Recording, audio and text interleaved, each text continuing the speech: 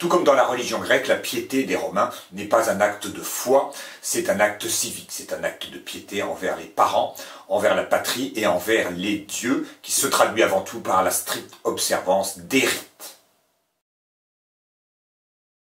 Il y avait d'abord des cultes domestiques qui concernaient principalement les patriciens. D'ailleurs, ces cultes étaient en grande partie issus des Étrusques, comme tant de choses chez les Romains. Et les patriciens honoraient les mânes de leurs ancêtres. Et il y avait chez eux un autel domestique dévolu à ce culte, et si on négligeait les mânes des ancêtres, eh bien, elles revenaient vous hanter sous la forme de fantômes, qui ressemblaient d'ailleurs tout à fait aux fantômes tels qu'on les représente aujourd'hui, avec un grand drap blanc et des chaînes qui font du bruit pour nous effrayer la nuit. Il y avait ensuite les dieux Lars, qui étaient d'origine étrusque, et ces dieux étaient liés à un dieu. On les honorait également à l'autel domestique. Et enfin, il y avait les Pénates, qui étaient des divinités adoptées par chaque famille patricienne. Ainsi, quand Aimé a quitté Troie en flammes, il emportait son vieux père sur son dos, il était suivi de son fils, mais il avait emporté avec lui aussi les Pénates de sa famille. Non pas les dieux Lars, qui sont liés à un lieu, mais les Pénates qui sont liés à la famille. Elles assuraient la continuité de l'existence de sa propre famille. Et les clients de chaque famille patricienne apportaient également des offrandes aux dieux Lars de leur patron qu'ils déposaient sur l'autel domestique de celui-ci. Le culte public avait lieu bien entendu dans les temples, et le temple le plus important de Rome était le Capitole, qui dominait le Forum. Et on y honorait Jupiter, c'est-à-dire Zeus, Junon, c'est-à-dire Héra en grec, et Minerve, c'est-à-dire Athéna. Car, toujours par l'intermédiaire des Étrusques, les Romains avaient adopté les 12 dieux de l'Olympe et beaucoup d'autres dieux grecs, y compris les nymphes et les muses. Et ce qui était essentiel dans ce culte public, c'était d'obéir aux règles qui étaient fort strictes. Il y avait 4 collèges sacerdotaux.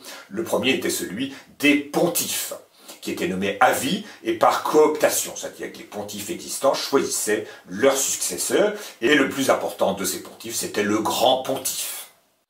Et le rôle de ces pontifes était de veiller au strict respect des règles, et notamment ils fixaient le calendrier des jours fastes et néfastes. Ensuite venaient les flamines, qui étaient chargés d'accomplir les sacrifices. Et puis les augures avaient pour tâche d'exercer la divination, de prévoir l'avenir que nous réservent les dieux, et pour cela ils observaient le vol des oiseaux. Si les oiseaux venaient de gauche, c'était un présage sinistre, car en latin sinistra veut dire gauche, et s'ils venaient de droite, c'était un présage heureux. Pour prévoir l'avenir, ils observaient aussi le ciel.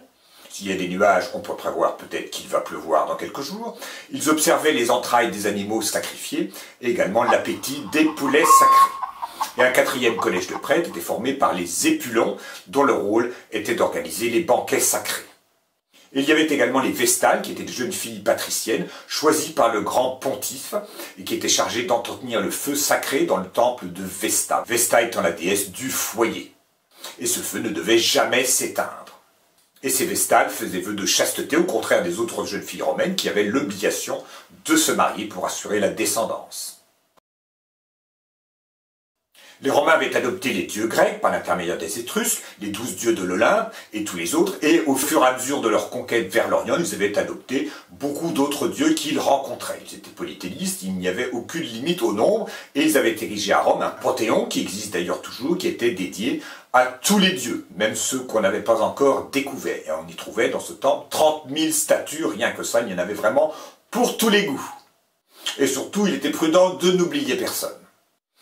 Mais tous ces dieux, les Romains y croyaient-ils vraiment? La question est la même que pour celle des Grecs. D'où venait le monde? Ces dieux n'avaient pas créé le monde. Qui avait créé le monde? Quel était le sens de la vie et donc le sens de la mort? Quel était le bien? Quel était le mal? Ces questions, on n'y répondait pas clairement. Et donc, peu à peu, les Romains s'intéressèrent aux divinités orientales qu'ils avaient découvertes, et ça a été le cas notamment au moment de l'apparition du christianisme. Ces religions orientales, ce qu'on appelle les cultes à mystère, il fallait être initié pour faire partie de cette religion. Alors, il y avait le mystère d'Éleusis, qui était d'origine grecque, il y avait le culte d'Isis, qui était bien sûr d'origine égyptienne, et puis également le culte de Mitra, auquel on sacrifiait des taureaux. Il fallait être initié pour assister à ces rites. Et c'est l'époque où apparaît le christianisme, qui est, lui aussi, il faut le souligner, une religion à mystère, le mystère de la résurrection notamment, et puis une religion où il faut être initié. L'initiation chrétienne, c'est le baptême, la confirmation et la première communion. Ce sont des sacrements qui sont ouverts à tout le monde, mais il faut s'y préparer, il faut y être admis. Il y a une initiation chrétienne.